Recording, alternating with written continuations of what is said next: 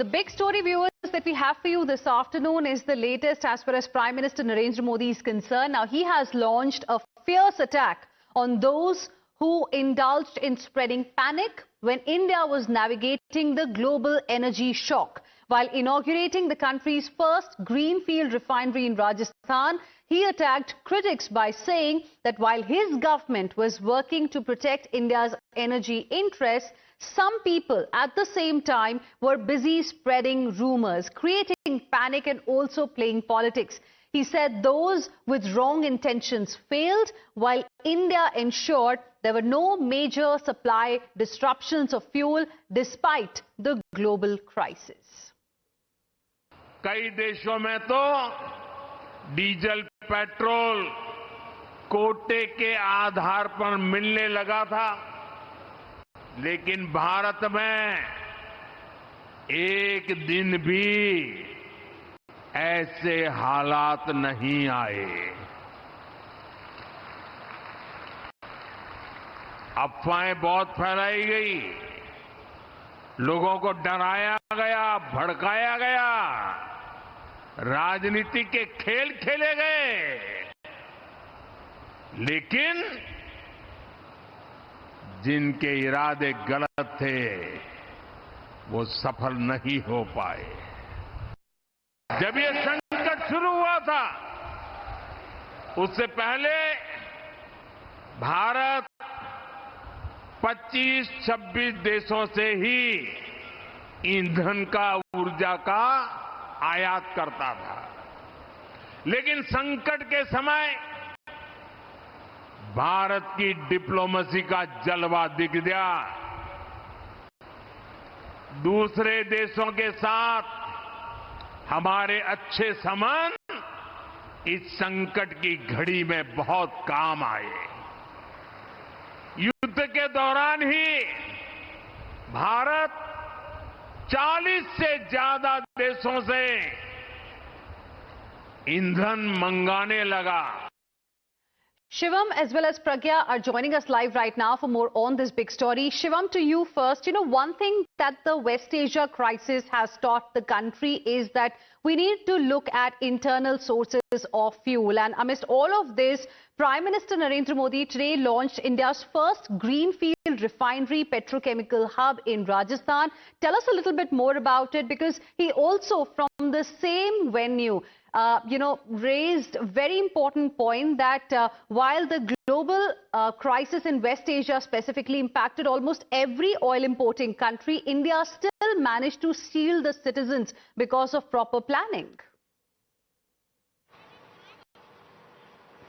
Exactly, and not just what he said, also how he used this particular platform to convey his message. Talking about this particular complex that has been inaugurated, as you rightly mentioned, India's first greenfield petrochemical refinery complex, which means that it is the first that has been built from scratch, and then it will also be used to produce petrochemical, a substance, a resource that we were importing majorly from out of the country, and now it can be generated in India, and that is what he focused on. That is how he started his entire address, that now India will be able to be self-dependent and will be able to produce these petrochemical, these crucial elements that we otherwise were importing from outside the country. And then he used this platform to say that yes, when this entire conflict erupted, the global conflict erupted, there were various experts saying that the commercial LPG, the normal LPG will go over 2,000, but still a lot of Ujjwala beneficiaries are getting it under around 600 rupees, while the domestic LPG cylinder is around 900 rupees. He clearly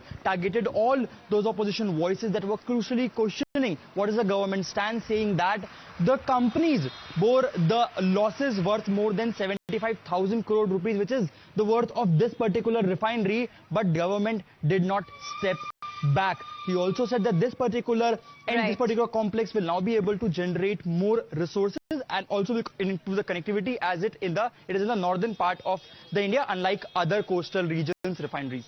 Right. Shivam, stay on with us. Let me go across to Pragya as well for more on this. Pragya, without of course naming any political party, it was a direct attack on the opposition, isn't it? Because he slammed those who were indulging in rumor mongering at the time of crisis, and he also said that it was India's diplomacy that helped India secure its energy needs. Absolutely, Hina, and this is a strong response to those who are India baiters, especially the statements that we had seen coming from Leader of Opposition, Mr. Rahul, during this crisis, when he said that this that is coming on and the government will fall through. So this is also a reply of Prime Minister to those who are baiting India, despite the fact that we have been able to achieve those diplomatic relations. We are sourcing our energy requirements from around 40 countries today. And, the fact that we have reconfigured our refineries, shifted our production from petchem to LPG, raised, the production of LPG as well, because Prime Minister also knew that LPG is the basic necessity and we cannot just run out of and right. How the relationship have worked. Also figured in Prime Minister's I think speech. there's some problem with the audio line out there, but thank you, Pragya, for the moment for joining us with your input on the story. Now, viewers, Prime Minister Narendra Modi also argued that India's ability to withstand the global energy shock was not by chance. He said it was the result of a decade of visionary decisions, expanding refining capacity, strengthening energy infrastructure, diversifying crude imports and building diplomatic partnerships long before the crisis struck. According to him, energy security is now a strategic pillar of national security. The Prime Minister even said that when the world was battling fuel shortages and supply disruptions, India chose diplomacy over panic and expanded its crude sourcing from around 25-26 countries to more than 40 during the crisis, ensuring that consumers were not forced to bear an excessive burden. आप भी देख रहे हैं पश्चिमी Asia में युद्ध की वजह से पूरी दुनिया में हाहाकार मचा है। हर देश त्रस्त है। इस युद्ध ने 21वीं सदी के सबसे बड़े ऊर्जा संकट को जन्म दिया। बड़े-बड़े देश आज ईंधन की किल्लत से जूझ रहे हैं। युद्ध की वजह से डीजल, पेट्रोल पर आया संकट भी बहुत बड़ा था। हमारे देश में तेल के बड़े-बड़े कुएं नहीं हैं। जब ये संकट बढ़ा तो क्रूड ऑयल की कीमतें $70 प्रति बैरल से $120 प्रति बैरल तक पहुंच गई थी। आयात के रास्ते भी बंद थे। दुनिया के कई देशों में डीजल, पेट्रोल की कीमतों में 40 से 50% का इजाफा हो गया।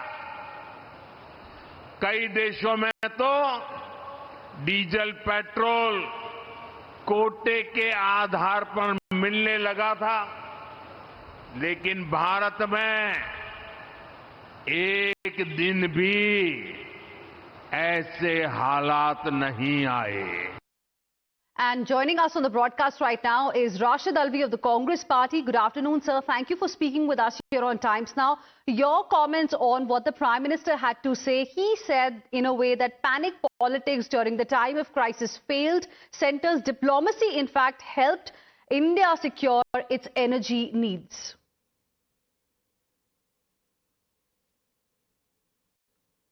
Mr. Rashid Alvi, can you hear me?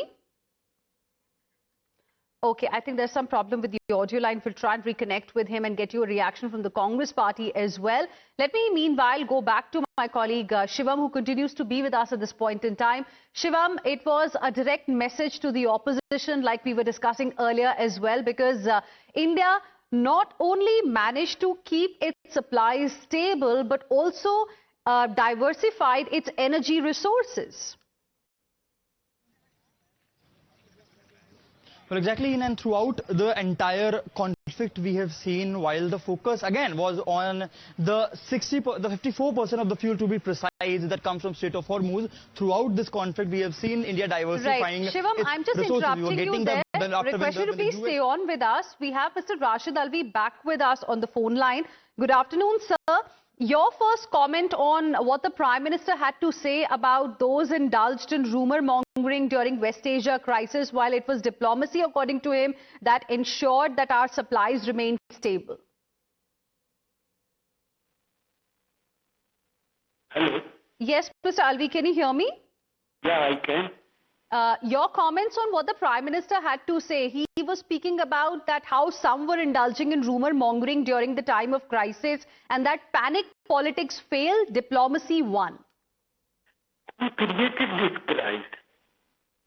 Prime Minister has been supporting totally Israel and United States.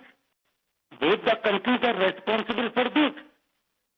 And you know, so many hotels, commercial units are closed only because gas is not available to them.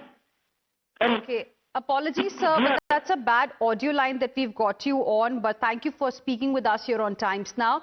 In fact, viewers, remember earlier in the month of June, Rahul Gandhi, the leader of opposition, the Lok Sabha, had warned that India was heading towards an economic tsunami. He accused the Modi government of failing to read the global situation and alleged that the country was staring at major economic crisis. Today, Prime Minister Modi used the Rajasthan stage to offer a directly contrasting narrative. He argued that India did not stumble through the global energy crisis by luck, but navigating it through a decade of policy planning, diplomatic outreach, expanded energy infrastructure, and of course, diversified crude sourcing. Here's what Rahul Gandhi had said in June.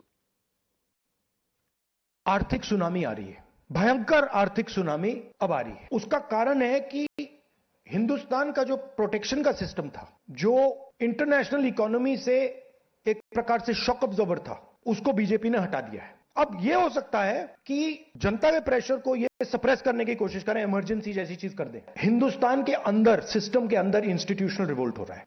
Chief election commissioner के messages मेरे पास आ रहे हैं। Head of intelligence system, senior judiciary, सारों के सारे revolt कर रहे हैं, इंफॉर्मेशन दे रहे हैं हमें। ऐसी इकोनॉमिक क्राइसिस आएगी हिंदुस्तान में जो आपने अपने लाइफ में नहीं देखी होगी। और आप देखना, मेरे अंदाजे से, मेरा असेसमेंट है, 1 साल के अंदर मोदी जी प्राइम मिनिस्टर नहीं होंगे। Let's now move on and shift our focus to another big story of the day. And Union Minister of Parliamentary Affairs Kiren Rijiju has confirmed that the monsoon session of Parliament will commence from 20th of July and is going to continue till 13th of August. So this is the latest update that we are getting for you. Let's go across to my colleague Pragya joining us live right now for more on this. Pragya, so monsoon session is all set to begin from 20th of this month and it's going to be very interesting this time. The entire political arithmetic has changed. There are new friends and new foes.